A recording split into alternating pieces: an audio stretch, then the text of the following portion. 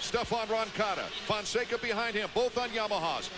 The last and only 125 win here in Tampa for a Yamaha was 1993 when Chad Pedersen was on top of it. Now, barring a disaster, they're going to pick up another one. You see Roncada goes just to the outside of that slick spot approaching the whoops to get a good drive. Jumps all the way out. Uses that berm to get the acceleration to go for the triple. This time his teammate just behind him jumps it too. So that's what enabled Roncada to get a little lead there a couple laps ago. Fonseca blew the corner, couldn't do the triple, but now he's closed the gap again. Roncada raced in the 125 West last year. I think that tough box kind of helped him out. Otherwise he would have just fallen over. A step up, huh? Number 22, he's got a lapper behind him as he cuts in.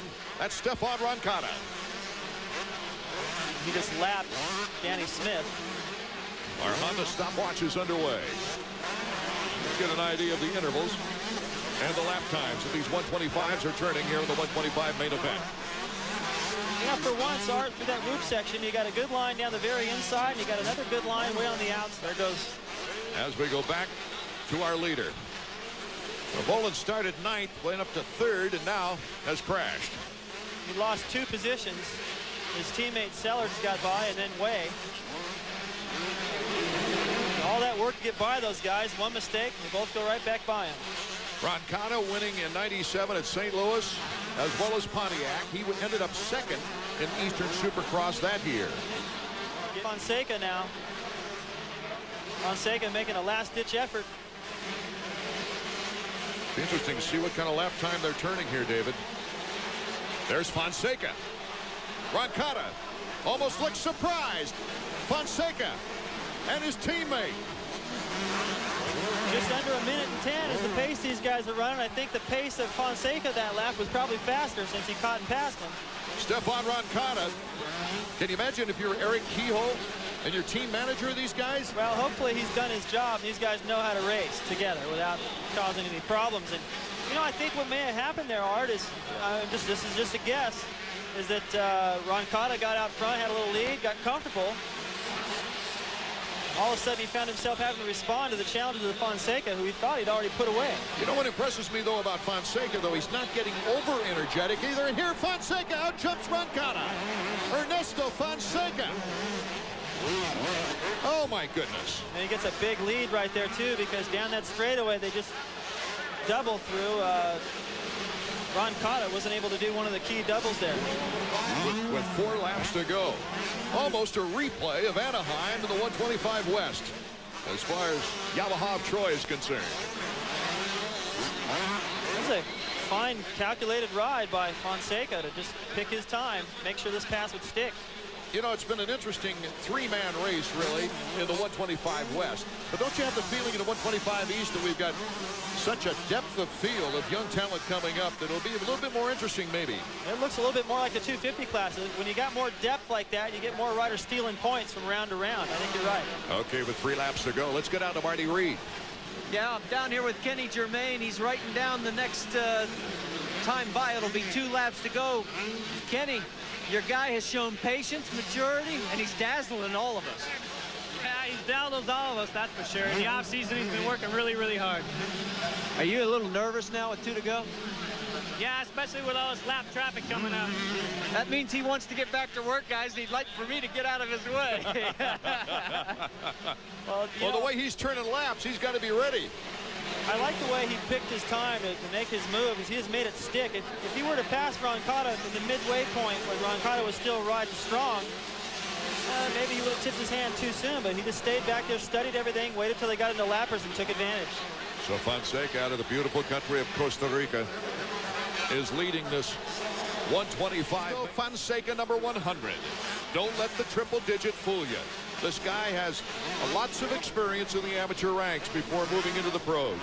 Yeah, the way this kid looks so far, he just pull a couple of those zeros off for next year. Run the number 1 plate. He won his pre-qualifying this afternoon and was so smooth in the whoops, David Bailey. You even remarked while we were watching those qualifyings take place. Well, he just caught my eye. I was just kind of scanning the practice session, and all of a sudden he just zoomed through this whoop section just as fast as the 250s. He's been just as fast everywhere else on the racetrack. The key for him really was he was consistent over the triples. He kept jumping everything. When Roncalli slowed, made mistakes, couldn't do the key jumps.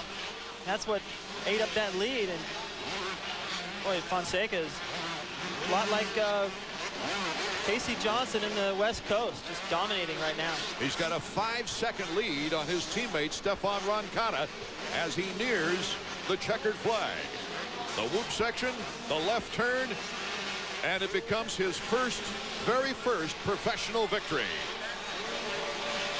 Fonseca with the checkers. Roncalli right behind him. Yamaha of Troy. You know, the outstanding fact is that in 14 years of 125 East racing, 11 winners of the first round have gone on to win the championship. What a battle it could be between teammates.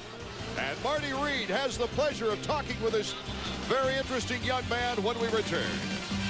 The action from the 125 main here in Tampa. This was the final pass for the lead. Watch number 22, Roncalli, jump off this plateau. The action from the 125 main here in Tampa. This was the final pass for the lead. Watch number 22, Roncalli, jump off this plateau. His rear wheel catches the top right there. Mess up his momentum. And watch Fonseca, jumps all the way over him in traffic over the triple. Whoa. Pretty confident right there and able. Yes, and let's put a face with that name, Ernesto Fonseca from Costa Rica. Congratulations on victory number 1. You impressed us all. I'm so happy right now. I mean, I've been training really hard on the Yamaha track, and all those guys they've been doing a really good work. You know, my Yamaha Pro bike's working really good. Tune-up tires are working really good, and just, you know, I've been working really hard for this, and I'm so happy that I won my first Supercross, and I'm just so happy right now. Correct me if I'm wrong, but some of the guys are saying that this track, the consistency is very much like the tracks you run down in your home country of Costa Rica. Well, not really. We don't really have a track like this. It's completely different, and we don't really have a Supercross style track. It's kind of like you know, every now and then some jumps, and it's a little more Supercrossy than outdoor style. So that's what I think. What helps me a lot, and I'm just really happy. And well, you know, 11 times that the guy who has won the first race has gone on to win the championship in the East. Well, hopefully, you know, that rule appears again, and I'd like to, you know, to win as many races as I can, and I'm just gonna take each race as another one. This is over already, and just come out and be smart next week and pull another good race. We'll find out. And take us through what happened on that decisive pass, because it looked like it really got your rhythm out of sync. Well, I crashed pretty hard during the semi, and I hurt my ankle pretty bad, and it was really sore during the man. So I tried to do my best, pull those 15 laps, but my ankle got really sore at the end, and I kind of slowed down a little bit. And we came back on the lappers, and that's it. Well, you got another chance at him next week, right? Yeah, of course, definitely. Yeah. All right, we'll see you then. Thank you.